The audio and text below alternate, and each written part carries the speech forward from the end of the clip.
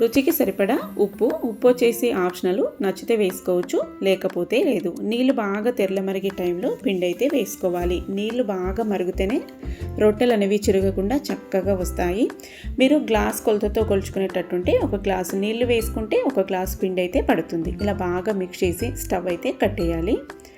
మూత క్లోజ్ చేసి ఒక 2-3 నిమిషాలు అలా పెట్టేసామంటే పిండి చక్కగా స్టీమ్ అవుతుంది. అండ్ మనకి చేతులు కూడా కాలవు ఇలా పిండి కలుపుకోవడానికి. తర్వాత చన్నీళ్ళలో చేయద్దుకుంటూ ఇలా పిండిని మనకి ఎంత వీలైతే అంత బాగా నాదుకోవాలి. మనం పిండి నాదుకునే దాని మీదే డిపెండ్ అయి ఉంటుంది రొట్టె చిరగకుండా మనకి కావలసినంత పల్చగా రావడం. పిండి సాఫ్ట్గా కలుపుకొని పక్కన పెట్టేసి రొట్టె చేసుకునే క్వాంటిటీ బట్టి పిండి ముద్దని తీసేసుకొని ఇక్కడ చూపించిన విధంగా రోల్ చేసేసుకోవాలి.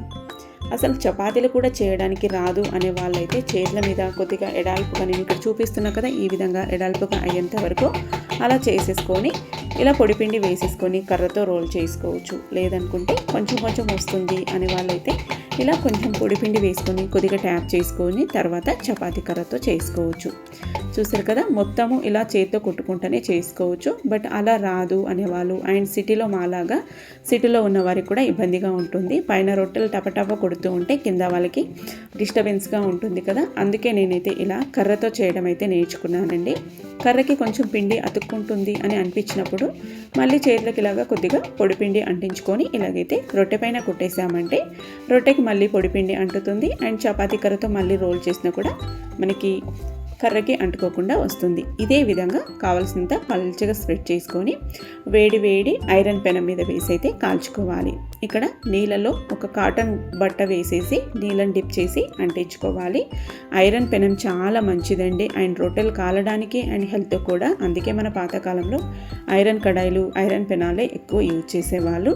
నేను కూడా ఊరు నుంచి ఈ ఐరన్ పెనాన్ని అయితే తెచ్చేసుకున్నాను. చాలా వెయిట్ ఉంది కానీ కొద్దిగా కేర్ఫుల్గా యూజ్ చేస్తూ ఉంటాను. 2 వైపులా టర్న్ చేసుకుంటూ ఇలాగా మంచిగా పచ్చిదనం అనేది పోయేంత వరకు కాల్చుకున్నామంటే హెల్తీగా ఆరోగ్యకరమైన జొన్న రొట్టెలు అయితే రెడీ అయిపోతాయి. చాలా మంచిది ఆరోగ్యానికి. పిల్లలు కూడా ఇప్పటి నుంచి అలవాటు చేస్తే పిల్లలు కూడా ఫ్యూచర్లో హెల్తీగా ఉండడానికి అండ్ ఇలాంటి హెల్తీ ఫుడ్ని తినడానికి లైక్ చేస్తూ ఉంటారు.